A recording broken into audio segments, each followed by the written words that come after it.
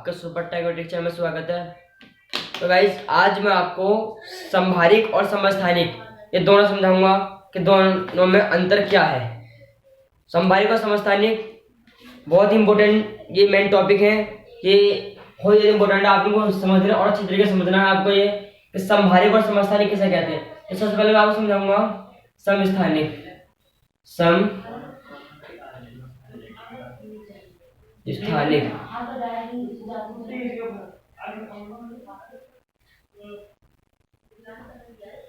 समस्थानिक। चलिए आज समझाता हूँ आपको समस्थानिक किसे कहते हैं। कि समस्थानिक किसे कहते हैं? वे तत्व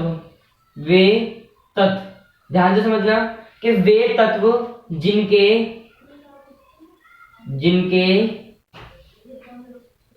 परमाणु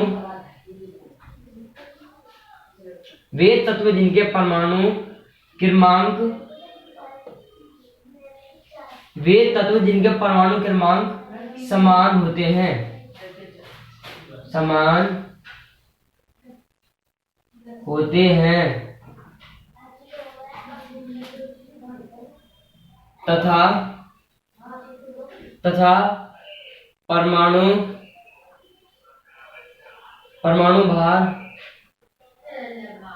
तथा परमाणु भार भिन्न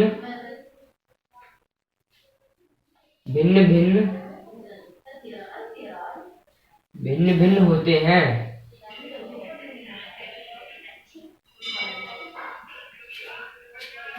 तो देखिए कि समस्थानिक किसे कहते हैं। वे तत्व जिनके परमाणु क्रमांक समान होते हैं। वे तत्व जिनके परमाणु क्रमांक समान होते हैं तथा परमाणु भार भिन्न होते हैं। आपको देखो उदाहरण देकर समझाता हूं। जैसे उदाहरण के तौर पर देख लीजिए 1H1 and 1H2 and last 1H3। देखिए इनके परमाणु क्रमांक समान है 111। देखिए फ्रेंड्स, वे तत्व जिनके परमाणु क्रमांक समान होते हैं। ये तत्व है, हाइड्रोजन एक तत्व है इसके परमाणु क्रमांक एकदम समान है। यहाँ भी 1 है, ये भी 1 है और इसका परमाणु क्रमांक भी 1 है। तथा परमाणु भार भिन्न होते हैं। इन्हें परमाणु भार बोलते हैं। इसको परमाणु भार बोलते हैं। पहले तत्व का परमाणु भार 1 है, दूसरे तत्व का परमाणु भार 2 है और तीसरे तत्व का परमाणु भार 3 है। तो देखिए तत्वों के परमाणु क्रमांक समान है और परमाणु भार भिन्न है। तो ये समस्थानिक कहलाएंगे। ये तीनों ये तत्व समस्थानिक कहलाएंगे। 1H1 को प्रोटियम कहते हैं। प्रोटियम कहते हैं। 1H1 को प्रोटियम कहते हैं। देखिए 1H1 को प्रोटियम कहते हैं। ध्यान से पढ़ना, ध्यान से मतलब मैं क्या पढ़ा रहा हूं। 1H2 को डायटियम कहते हैं। ड्यूटेरियम। 1H2 को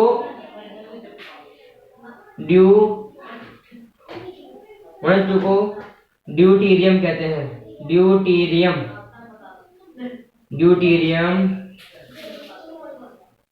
कहते हैं।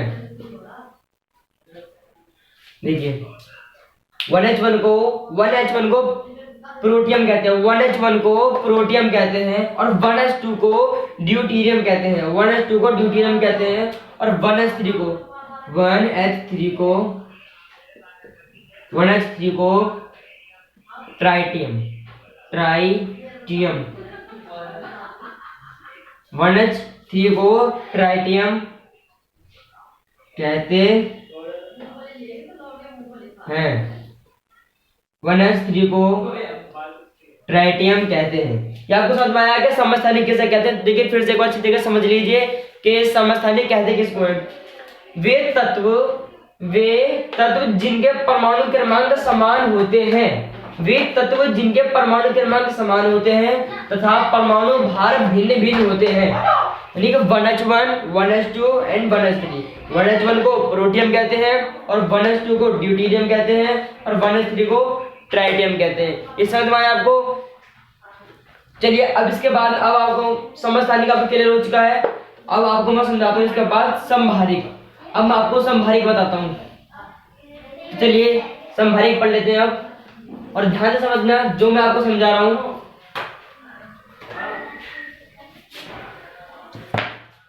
देखिए आइए समझाता, आपको समझ नहीं समझाता, अब समझा रहा हूँ संभारिक। संभारिक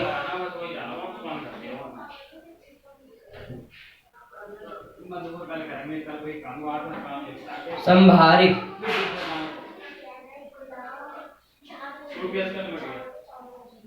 देखिए संभारिक किसे कहते हैं? संभारिक संभारिक कहते किसको है? देखिए वे तत्व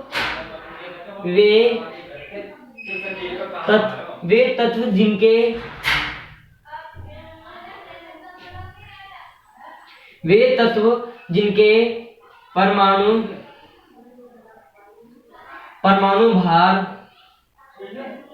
परमाणु भार समान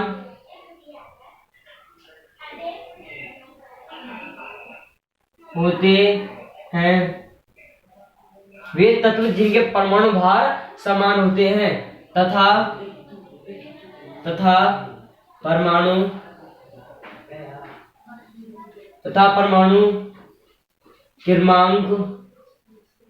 तथा परमाणु क्रमांक भिन्न भिन्न होते हैं। भिन्न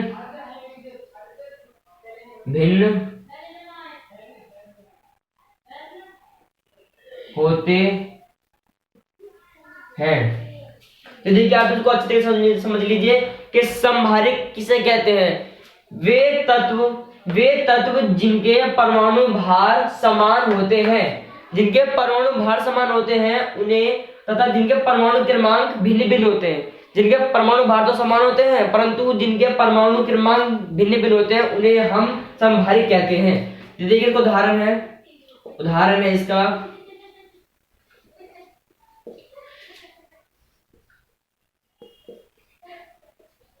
निकिल 28 निकिल, इसका निकिल का परमाणु क्रमांक है 28 और इसका परमाणु भार है 64। इसका परमाणु क्रमांक 28 है और परमाणु भार इसका 64 है।